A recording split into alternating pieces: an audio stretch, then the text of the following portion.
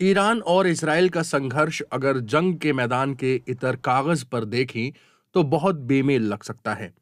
90 लाख लोगों की आबादी वाला इसराइल 8 करोड़ 80 लाख की आबादी वाले पश्चिमी एशिया के एक विशाल देश से भिड़ रहा है। इसराइल की ताकतवर और अत्याधुनिक सेना उससे कहीं बड़े दुश्मन पर भी उसे हावी करने में सक्षम बनाती है।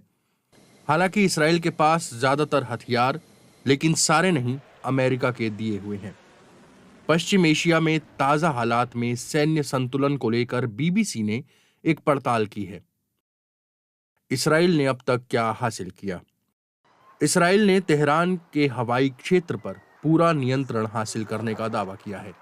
संघर्ष में अब तक इसराइल का हवाई क्षेत्र में पूरा दबदबा रहा है और ऐसा लगता है कि ईरान के पुराने लड़ाकू विमान लड़ाई में हिस्सा लेना तो दूर, टेक ऑफ भी नहीं कर पाए। इसराइल के आधुनिक अमेरिका निर्मित युद्धक विमानों ने कम दूरी से गाइडेड बम गिराए और जाहिर तौर पर मार गिराए जाने की उनमें कोई खास फिक्र नहीं दिखी। ईरान के एयर डिफेंस सिस्टम के खतरे को पिछले अक्टूबर में इसराइली हमले में तब नाकाम कर दिया जब उसने ईरान के S-300 एयर डिफेंस सिस्टम को लंबी दूरी से निशाना बनाया। ताजा संघर्ष में इसराइली वायुसेना ने जमीनी रडार और लॉन्चरों को निशाना बनाना जारी रखा है।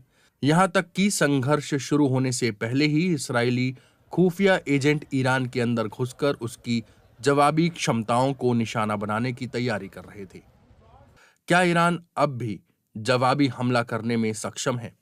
अमेरिकी अनुमान के मुताबिक इसराइली हमले से पहले ईरान के पास पश्चिमी एशिया में बैलिस्टिक मिसाइलों का सबसे बड़ा भंडार था, जिसकी अनुमानित संख्या 2000 से 3000 थी।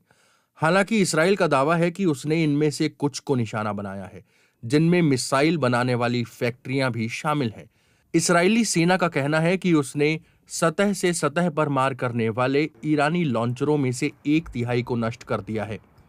हालांकि ईरान के मिसाइल प्रोग्राम को नुकसान पहुंचा होगा, लेकिन ये पूरी तरह नष्ट नहीं हुआ है।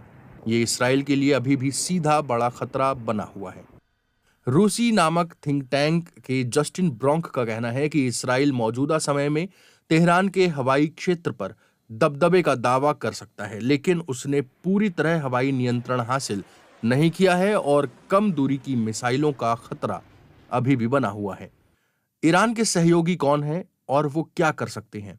ईरान ने कई सालों तक गजा पट्टी में हमास और लेबनान में हिजबुल्लाह को हथियार और तकनीक मुहैया कराई है। हालांकि पिछले 2 सालों में इसराइली कार्रवाई ने इन दोनों की अग्रिम मोर्चों पर चुनौती देने की क्षमता खत्म कर दी है। दूसरी ओर यमन में हूथी विद्रोहियों के पास इसराइल पर मिसाइल दागने की क्षमता है और वो ऐसा कर भी रहे हैं। अब सवाल ये है कि क्या इसराइल अपने लक्ष्य हासिल कर पाएगा? इस संघर्ष में फिलहाल इसराइल का पलड़ा भारी है, लेकिन उसकी आगे की सैन्य कार्रवाई अमेरिकी समर्थन पर निर्भर करेगी। इसराइल को हर साल अमेरिका से अरबों डॉलर की सैन्य सहायता मिलती है और अमेरिकी निर्मित लड़ाकू विमानों से दागे जाने वाले हथियार भी अमेरिका से ही आते हैं। Israeli air defence system Iron Dome से दागी जाने वाली कुछ इंटरसेप्टर मिसाइलें भी अमेरिका में बनी होती हैं।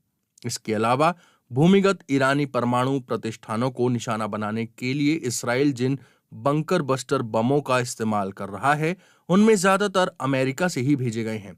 अमेरिकी राष्ट्रपति डोनाल्ड ट्रंप उनके इस्तेमाल का समर्थन कर चुके हैं, लेकिन उन्होंने ईरान के सुप्रीम लीडर अली खामेनेई को निशाना बनाने की इसराइली योजना पर कथित तौर पर वीटो कर दिया है। इसके अलावा अमेरिका ने इसराइल को वे हथियार नहीं दिए हैं जो उसे फोर्दो में जमीन के अंदर ईरान के परमाणु ठिकानों को निशाना बनाने के लिए जरूरी है। ये विशाल बम मैसिव ऑर्डिनेंस पेनिट्रेटर 13,600 किलोग्राम वजन का है, जिसे केवल US B-2 स्ट्रेटेजिक बम वर्षक विमान ही गिरा सकते हैं। अगर इसराइल को अमेरिकी समर्थन मिलता भी रहे तो भी वो अपने लक्ष्यों को पूरी तरह हासिल नहीं कर पाएगा। वो अपनी हवाई ताकत का इस्तेमाल करके ईरानी परमाणु कार्यक्रम को बाधित तो कर सकता है, लेकिन वो उसे पूरी तरह से नष्ट नहीं कर सकता।